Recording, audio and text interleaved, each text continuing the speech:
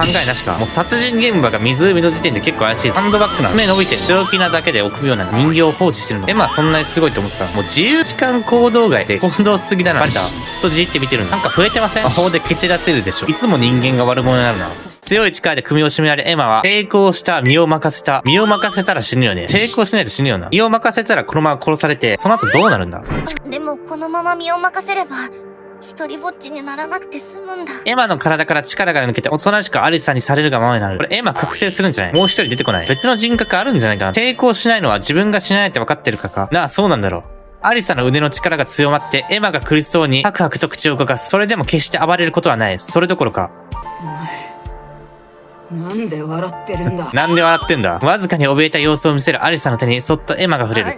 リサちゃんのせいじゃ、僕は選んだ。ありがとう。なんて言おうとしてる？何を選んだんだ？友達とかじゃないもんね。なんだよそれ。なんで一層力が強まったのか、エマの首の骨がメキメキと音を立てる。ついに骨が折れるような音がして、エマはぐったりとしたまま少しも動かなくなった。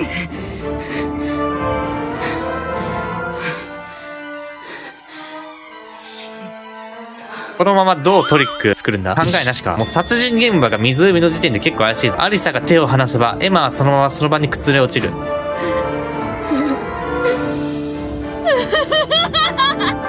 狂ったように笑いながら、アリサはその手の内に火を灯す。次第に大きさを増したその火を、アリサはエマに近づけた。これ証拠隠滅か？死体燃やしたら死体なくなるよな。途端にエマの服に火が燃え移り、それは勢いを増しながらエマの妨害を完全に飲み込んでいく。燃え盛る炎を見ながら、アリサはうつろな瞳で笑った。燃えろもっと全部燃やし尽くすくらいに。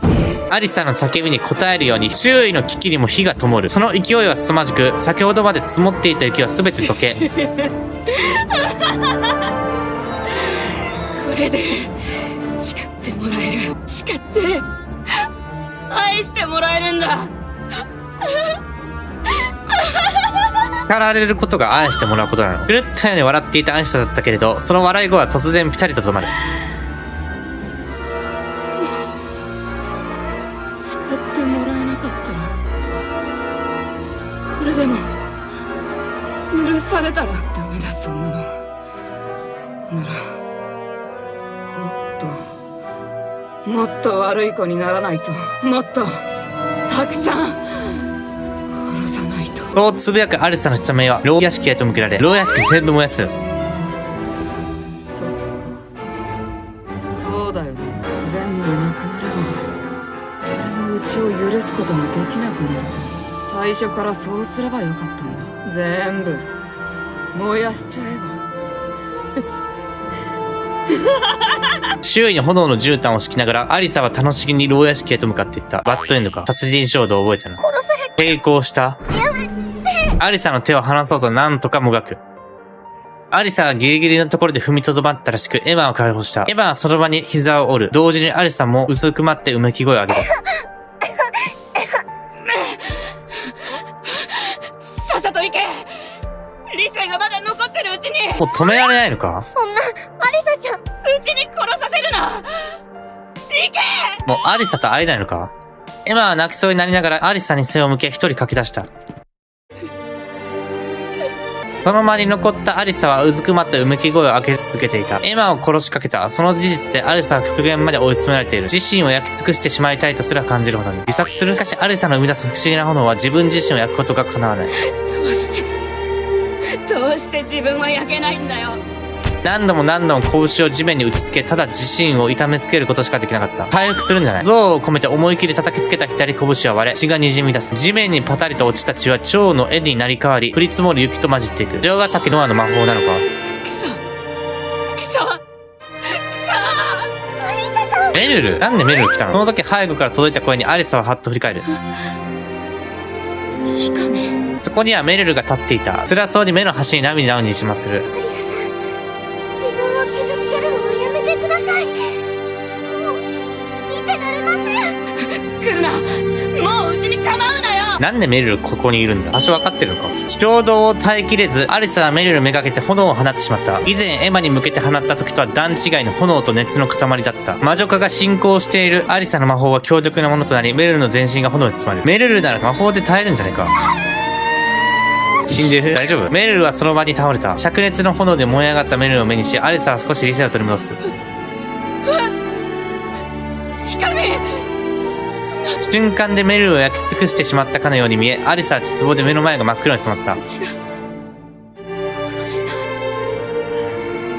魔女になったうちが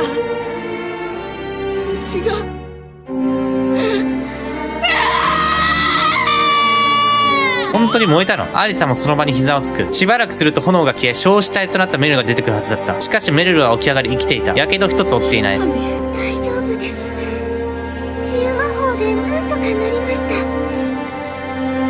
アリサさんは殺人を犯していません。治癒魔法自分にも適用できるのか？そうか、治癒魔法助かった。ひかみ悪かった。でももう誰でも関係ねえんだ。誰がそばに来たってうちはきっと殺したくなる。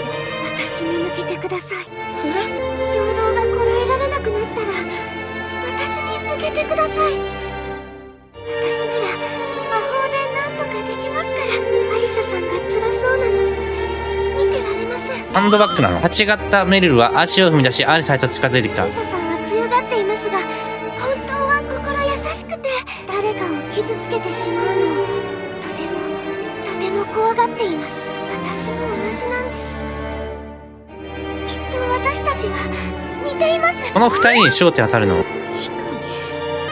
メルルはアリサの手を取り、自身の方へと当たり、そのまま楽そうに笑った。私もとても怖がりで、誰かを傷つけてしまうのが怖くて、臆病で、こんなことしかできなくて、ごめんなさい。魔女化進行してるな。爪伸びてるの？なんでひかみが謝るんだよ。おめえはいつも誰かのために一生懸命だろうが。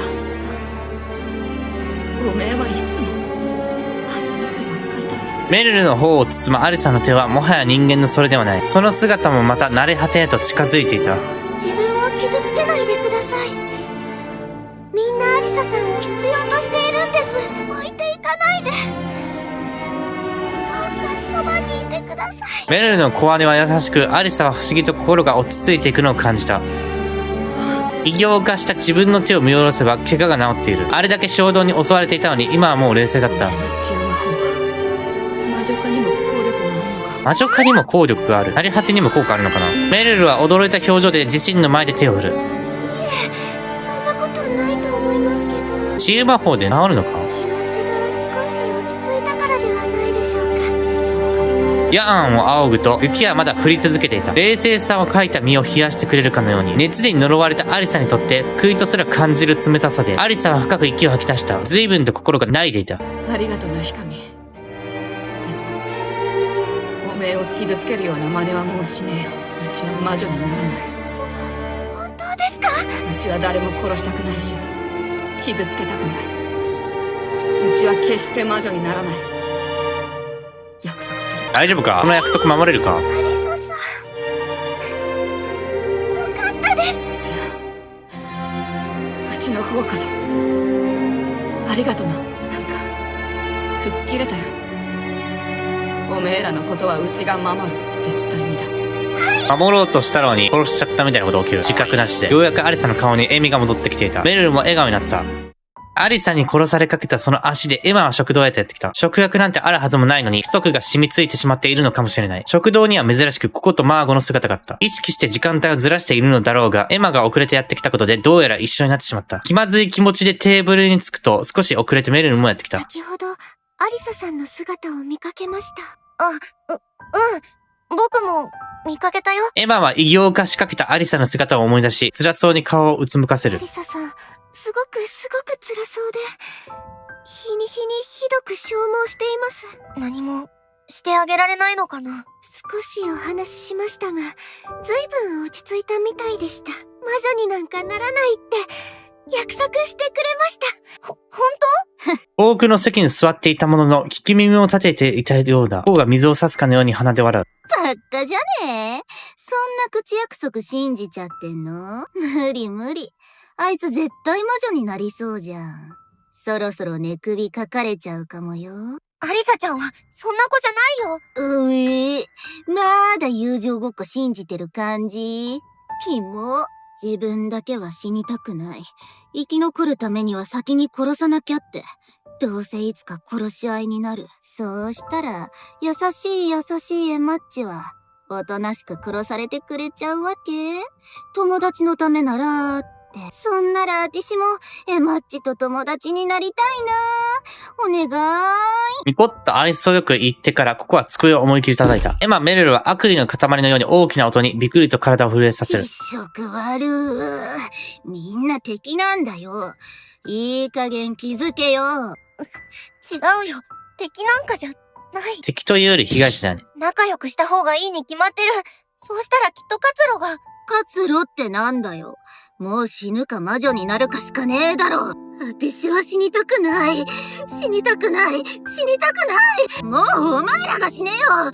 私以外みんな消えろよ。魔女化進行してる？ココちゃん、落ち着いて。マーゴが立ち上がり、感触を起こしているココへと歩み寄っていく。ココは頭を抱えて震えていた。あいつが殺しに来るかもしれない。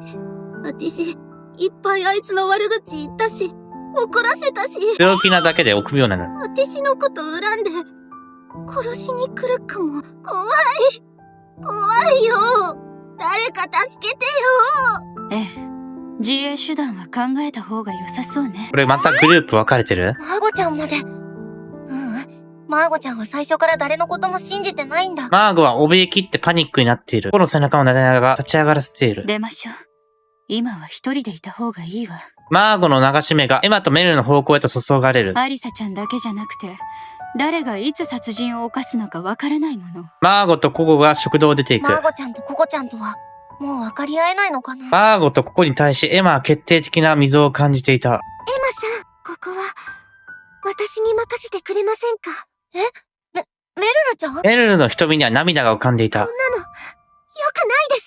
だから、マーゴさんとココさんと、それに、アリサさんやナノカさん、みんなの気持ちを少しでもつなぎ止められるようにしてみます。何をするつもりなの？メルルちゃん。あの二人は、心がすり減っているんだと思います。だからまずは、マーゴさんとココさんの心を落ち着かせないと。そうと決まれば、早く準備しないと。詳しいことは後でお話ししますね。何する気なの？そう言うとココとマーゴの後を追うようにメルルは走っていった。メルルちゃんは自分がやれることをやってるんだ。僕にできることは、なんだろう。その言葉に答える者はいなかった。誰もいなくなったな。結局食事はほとんど喉を通らず、エマは地下に来ていた。ふらふらと入ったのはエマの官房ではなくハンナの官房だった。人形に会いに来た？ハンナちゃん、シェリーちゃん、会いたいよ。ココが中にいるときは遠慮しているが、エマはよくハンナの官房へと足を運ぶ。並んだ人形を見ては涙をにじませる。沢渡りココは人形を放置してるのか。傷はいつまで経っても癒えることがないように思えた。エマは自信を持した人形をぎゅっと抱えた。一度炎に炙られているので、下手したら崩れてしまうかもと、これまであまり力を入れて触れたことがなかった。しかし寂しさのあまり強く抱きしめ、その音に気づいた。今の音は？人形に髪があった。人形の中から髪のような音が聞こえた。エマは人形を見つめ、ほつれている部分から恐る恐る指を入れてみる。綿が詰められている中から小さく折りたたまれた紙が出てくる。プレゼントで仕込んでいたのか。ハンナからの手紙？これ？エマは人形を元の場所に戻し、急いで畳まれた紙を開いていく。そこには殴り書きでメッセージが書かれていた。それはシェリーからエマに当てたものだった。シェリーのメッセージ。殺人した時にいつメッセージを伝えたかったんだ。捜査の段階で見つかってもいいメッセージだったのか。それ次第では解釈変わってくるよね。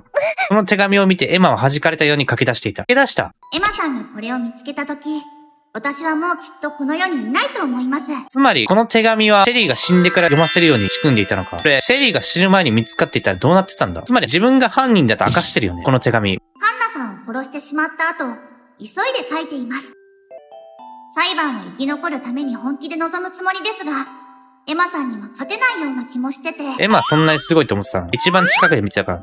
だからこれはまあ、遺書のようなものだと思ってください。この手紙は自分が死んでから読ませないと成立しないよな。ウンディーネの間を調べてください。私が建物移動させようとした際、土台が固定されて動かせなかったんです。そこだけ明らかに違うのが分かりました。時間がなくて何があるのかまでは調べられませんでしたが、もしかしたら大きな手がかりを得られるかもしれない。ただ動かないだけじゃないのか。隠し通路。何をって言われると困ってしまいますが、エマさんならきっと真実を見つけられます。私の代わりに、この忌々しい牢屋敷の真相を暴いちゃってください。ゲストハウスだから外に通ずる道があるのか。塀に囲まれてるから客人を呼ぶとしてもヘリコプターの話題あったよな。それが私の願い。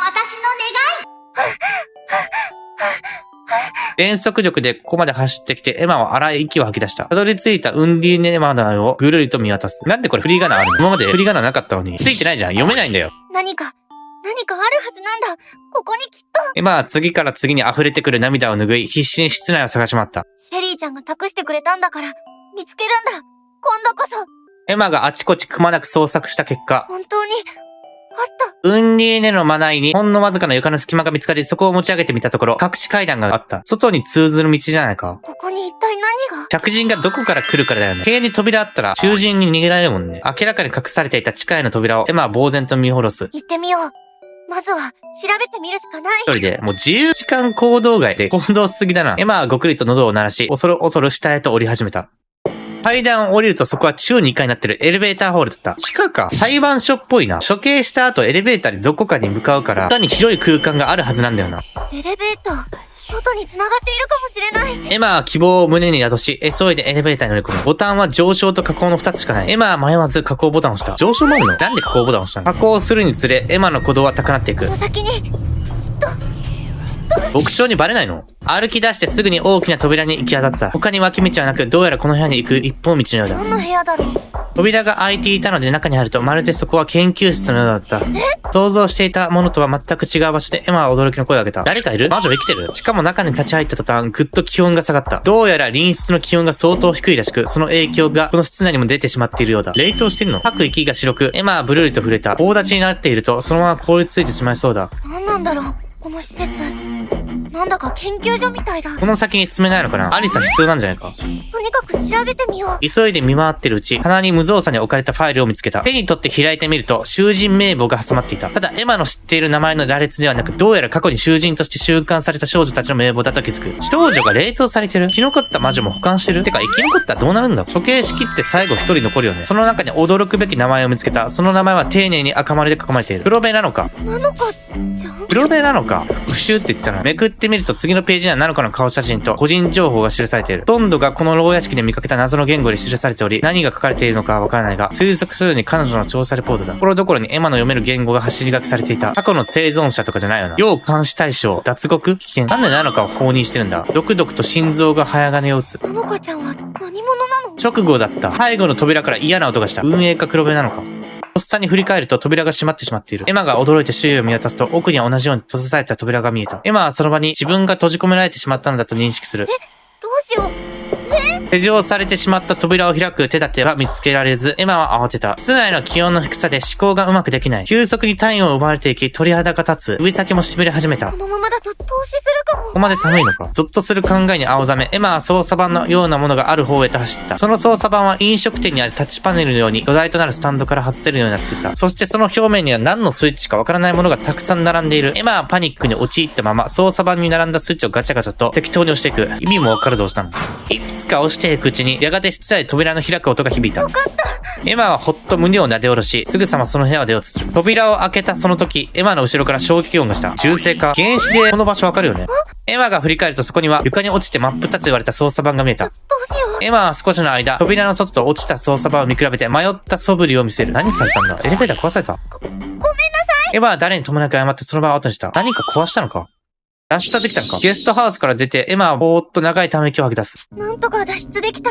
そろそろ就寝時間だし、一度牢屋敷に戻ろう。いろいろ混乱していたため歩きながら思考を整理していく。あの地下施設は一体何だったんだろう。魔女を冷凍してるんじゃないかな。位置的には、牢屋敷の真下にあった。もう一つ気になったのは、あのファイル。囚人名簿と黒目なのかの調査レポート。あれが意味することは現状のエマには予想がつかなかった。ただ一つ思うのは、なのかは他の囚人とは明らかに違う。わからないことばっかりだけど、あの地下施設はきっとまた行けるはず。念のためウンディーネの内部は元の状態に戻しておいた。明日もう一度行ってみよう。当面の目的を見つけたエマは少し活力を取り戻し、牢屋敷への道をかけていった。そのエマの姿を陰から見ている少女がいた。バレた？ずっとじーって見てるな。翌朝、エマは再びゲストハウスの前に来ていた。よし。隠された。もう調査されて入れないようにされた。もう一度地下施設を調べてみようと、ウンディーネの前へとずんずん向かっていく。そのエマの前に選択肢か。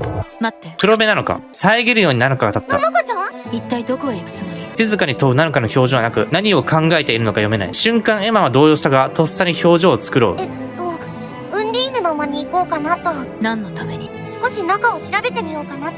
あなたは昨夜も長時間、ウンディーネの間の中にいた。あの部屋はさほど広くないのに、何をそんなに調べる必要があるの？黒部なのか知らないのか。昨日も見てたんだ。あんなに慌てて中に入っていったんだもの。注視する必要があるでしょ。黒部なのかの隠れが倉庫だけど、そんなに監視してる？エマは答えを逡巡した。昨夜見た囚人ファイルが一瞬頭をよぎる。なのかちゃんは一体何者なの？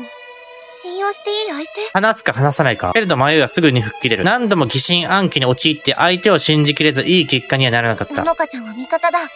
僕は信じる。中で隠し部屋を見つけたんだ。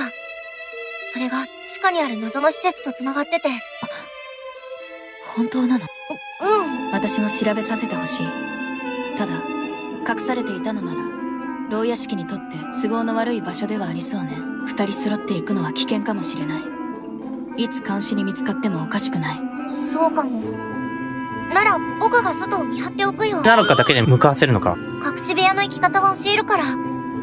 施設の中は冷凍庫みたいな寒さだったから気をつけて。少し不意を突かれたような表情でナノカがエマのことをじっと見つめていた。そこまで私を信用していいの？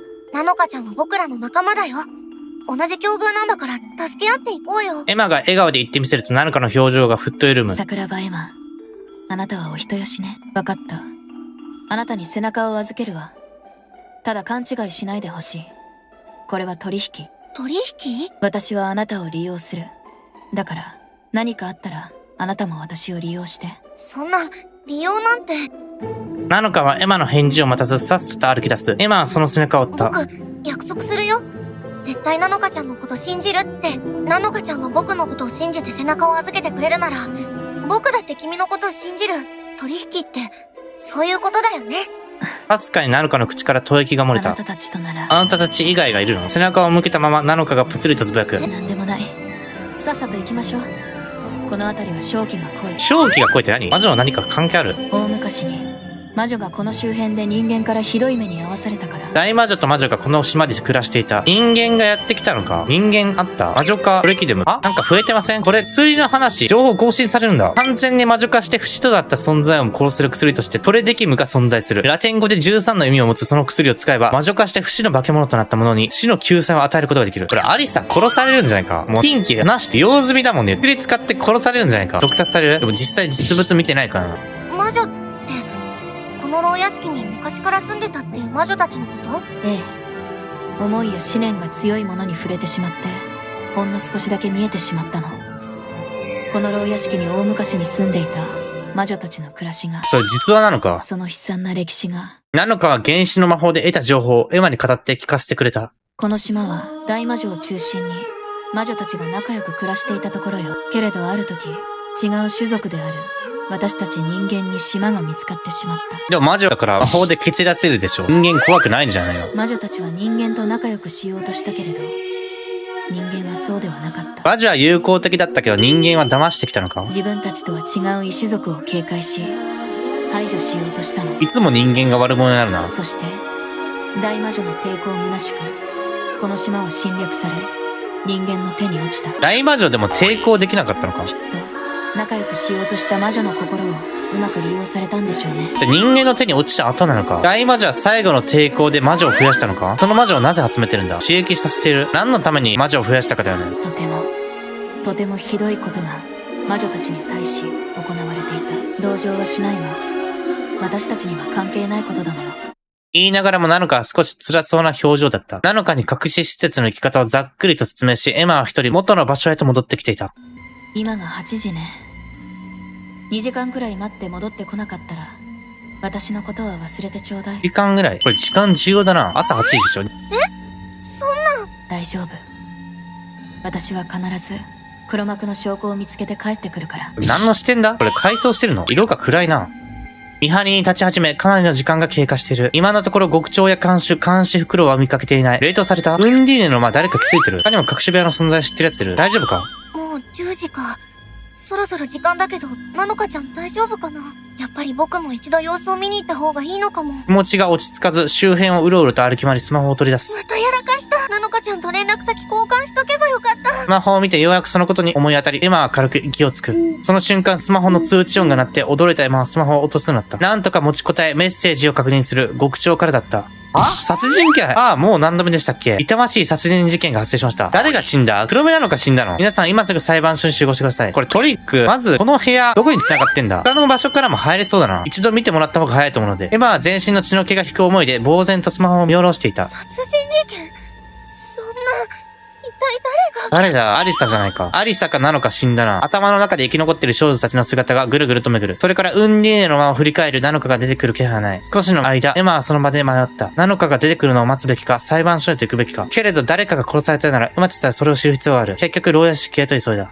たどり着いた裁判所で。ああ、エマちゃんも来たわ。殺人現場、裁判所ナノカが見つかった。もう裁判所と地下繋がってるよね。裁判所エレベーターあるから。まためんどいことになった。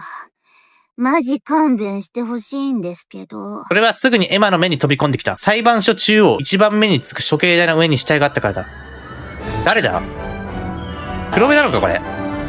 マジ言ってる？処刑台に用意された電気椅子に力なく座り、明らかに生命活動を終えている少女。使徒アリサ死んだか。何されてんだ？読んでたけど、もう近畿話してるもんね。なんで殺された？魔女化進行した。怖かったから先に殺したってやつでしょ。薬なんで拷問されてんだ？電気椅子どっから出てきた？どっから支給したの？なんでアリサちゃんが。少し遅れて裁判所に入ってきたメリルもアリサの死亡を確認し、力なく崩れ落ちる。アリサさん。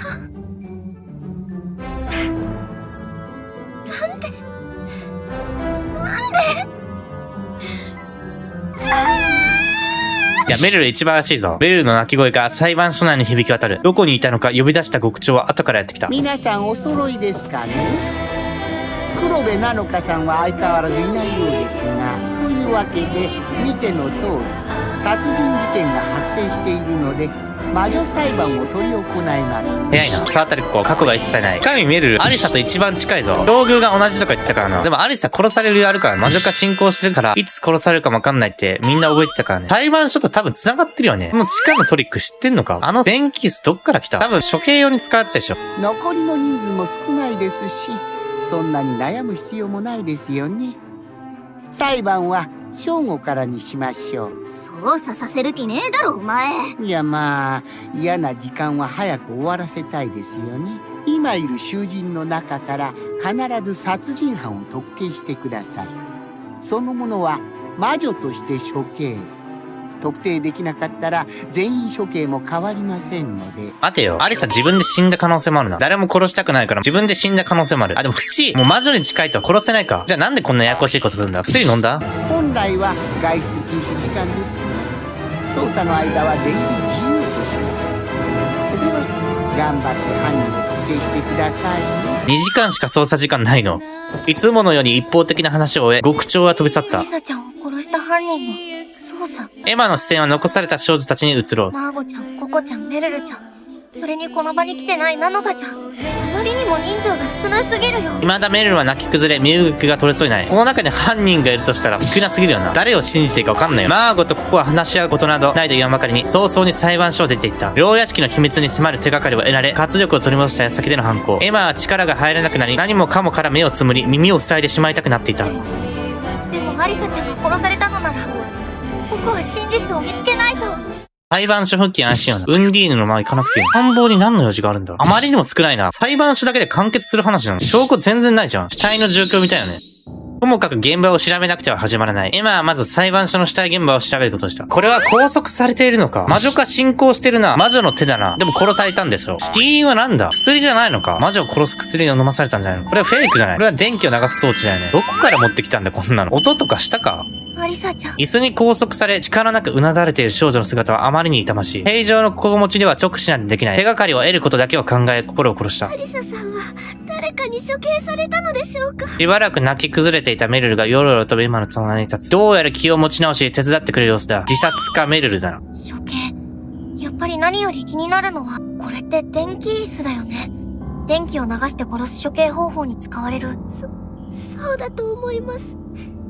背部にスイッチがありますし。この電気椅子は処刑されるとき使われるんじゃないか。メルの言う通り、椅子の背中側にスイッチがあった。詳細はわからないが、これを押せば電気が流れる仕組みになるだろう。背中に電気がある。つまり、拘束された人には押せないんだね。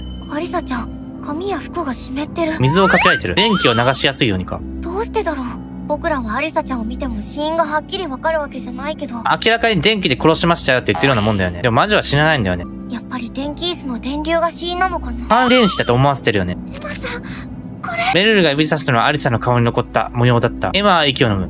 これは、やけど？それに、魔女化が進んでいるみたいです。抵抗したのか？アリサの姿はすでに通常の人間とはかけ離れた姿になりかけているようだった。不死になりかけてるんじゃないの？まるで、慣れ果てみたいだ。慣れ果ても殺す。時計台の床を調べるうち、もう一つ気になるものに気づく。死体の足元を中心として、付近にガラスの破片のようなものが広範囲にわたって散乱していた。飲ませた薬を瓶割ったんじゃない？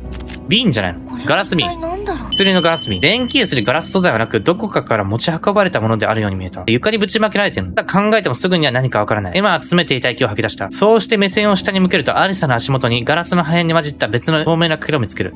これって、ろうかな。ろうそくを何に使ったの？本当ですね。使用済みのろうそくのかけらでしょうか。前のトリックで時間差で発動させるためにろうそく使ってたよね。アリサちゃんが使ったのかな。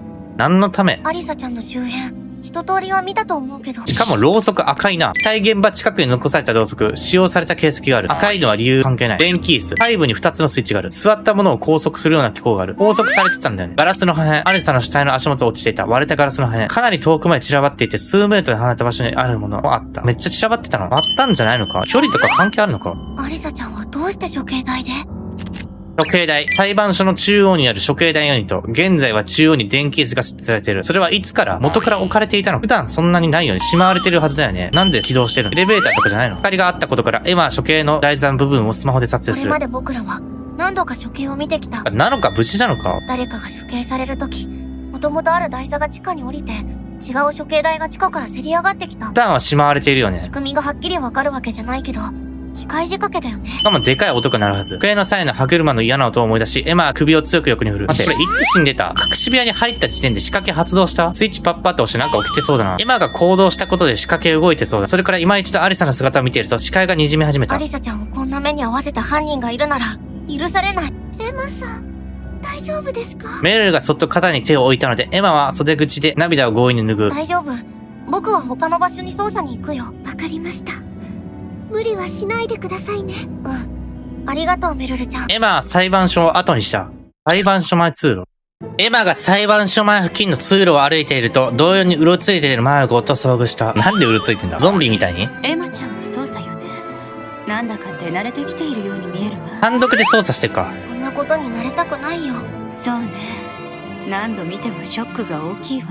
今回は私が最初に見つけてしまって、さすがに悲鳴を上げてしまったの。当初マーゴが第一発見者なのか。マーゴちゃんが第一発見者だったんだ。なんで裁判所に向かったんだ？今朝裁判所を覗いたのは扉が開いていたからよ。本当に何気なくだったの。物音一つもなかったんだよね。いつ行われたんだ？ただその時には電気椅子もアリサちゃんもいなかったわ。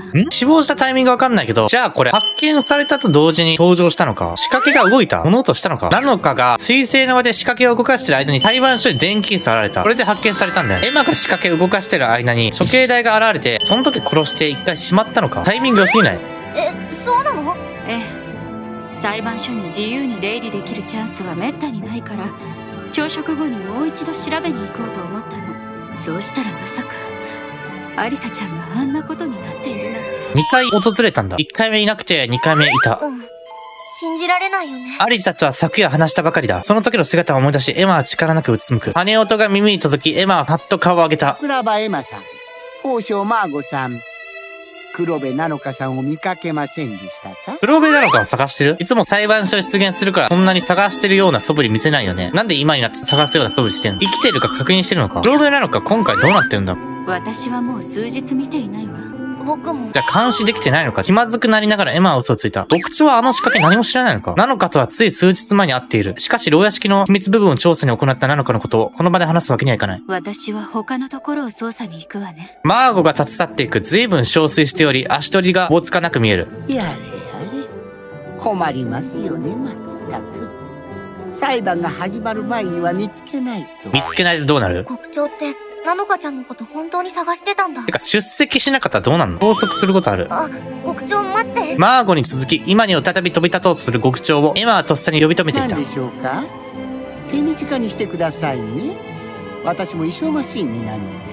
アリサちゃんが座っていた電気椅子のこと教えてほしくて。昨日話しましたよね。電気椅子に不具合があって、本日の午後メンテナンスする予定だったんです。電気椅子の不具合エマがいじったからじゃない。そのために出しておきました。運営が出したんだ。それを利用されたのか。じゃあ、電気椅子は昨日の時点で裁判所に出ていたんだ。あれは背中についてるスイッチを押せば電気が流れるの？ええ。しかし作動には手順が必要です。まず高速ボタンを押して囚人を拘束します。拘束がきちんとされていなければ起動スイッチを押しても作動しません。これ大事だな、順番。またその状態でも起動にはパスコードが必要です。安全装置か？結構複雑な手順が必要なんだね。もういいですか？本当に忙しいので。高速ボタンを押すと自動で座ったものを拘束する。移動にはパスコードが必要。不具合により本日メンテナンスが行われる予定。待って、もう一つだけ。処刑台の仕組みを教えてほしくて。見ての通りですよ。処刑台は台座とユニットになっていて入れ替わる仕組みです。昇降の動作自体は私が持っているコントローラーか地下の操作盤で操作できます。この地下の操作盤は何？魔女が処刑台で処刑されて、降りていった処刑台はどこに行くの？牧長はあの部屋を知ってるのか？地下にあった操作盤、処刑台の操作が可能。地下施設の扉の幽閉などを行えるようだが、詳しい使い方は不明。操作盤いじったんだよね。まあそれくらいなら教えて差し上げますが、地下に冷凍室があるんです。処刑された魔女たちはそこに冷凍保存しています。慣れ果て冷凍保存してるんだ。地下の冷凍室。